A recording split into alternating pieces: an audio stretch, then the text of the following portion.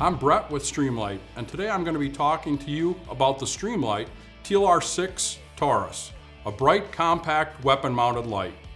Before we get started, we have completed our safety sweep, and there are no loaded magazines or ammunition in our work area. All chambers are clear, empty, and flagged.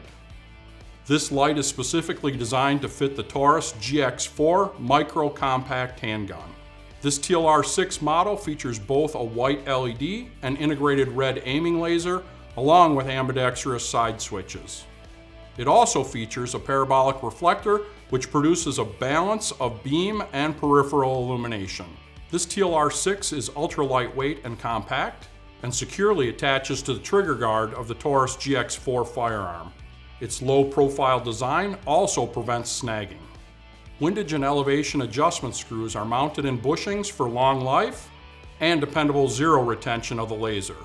The TLR-6 features toolless battery replacement without removal from the weapon or the need to resight the laser. The TLR-6 side switches provide momentary or constant on operation and allow for mode selection. Tap either switch to turn the unit on or off. Press and hold either switch for momentary activation. To cycle through the modes, press and hold one switch and tap the other until the desired mode is reached.